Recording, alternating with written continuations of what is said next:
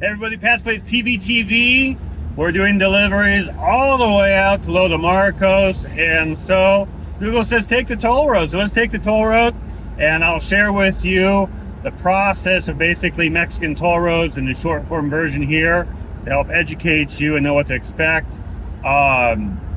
Depending on the toll road you're taking, they all take cash, some take cards, and some have toll passes. The toll passes you can get typically from like an OXXO or a convenience store located on that toll road or at the beginning of that toll road, but that's not a guarantee, especially here taking the toll road up from Cruz going up to Monteon. All right, check it out. Here we go, coming up on the toll road.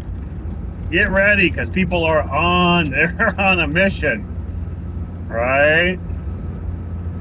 So we're here. You'll see it say Via Corta. Via Corta is another way.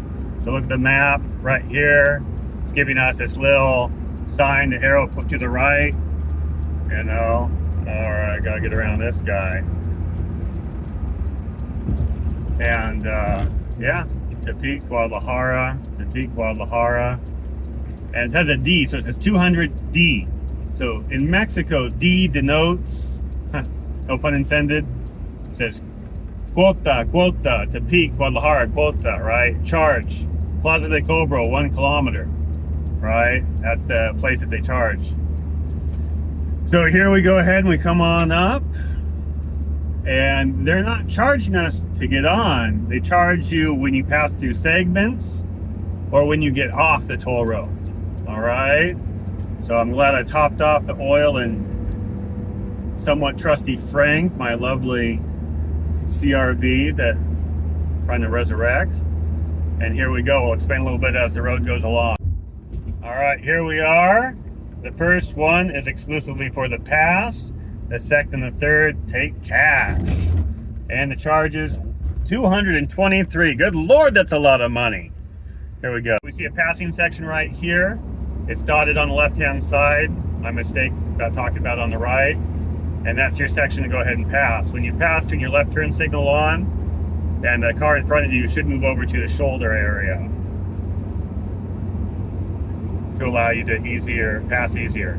If you have traffic coming the opposite direction, move over here into this section here to give the oncoming traffic the easier opportunity to go ahead and pass the cars in front of them. Traffic comes up behind me and the car has his left turn signal on. I'm going to move over to the shoulder area, right? Go ahead and give him space to pass. And like I said, just be ready for oncoming traffic that's passing as well to get over on that shoulder to give them that middle section of road to pass whoever they're passing. Now we're going downhill, and I'm driving the car that's I'm not driving a slug bug, but you know, there's somebody behind me. If they want to pass, great. There's somebody coming on towards me, so I'm moving over here to the middle section, to the shoulder section to let people pass.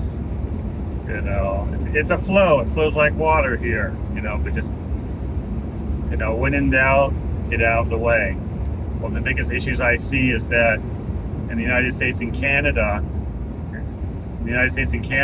they've got all this traffic planning where you don't even have to think when you drive. So people stop thinking, and so then when somebody does something out of the ordinary or slightly against the rules, or there's some confusion, you know, they don't stop. They crash into the other car. Here, everybody's more aware, let's just say, right? Okay. Passing on the solid line, coming over.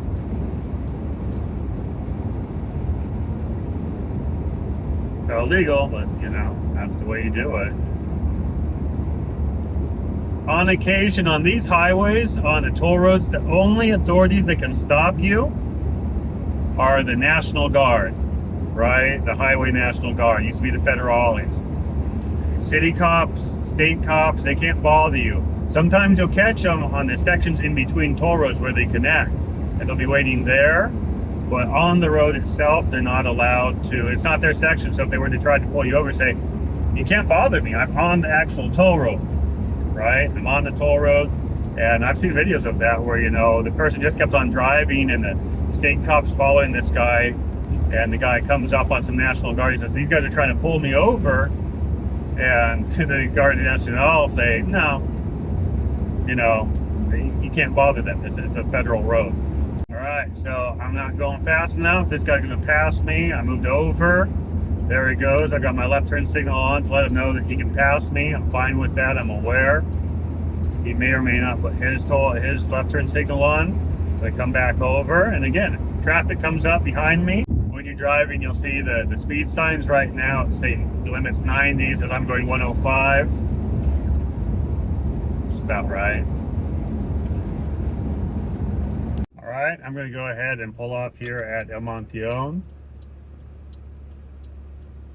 I have to check my map. Keep on going. This is going to get me closest to Lily Marcos.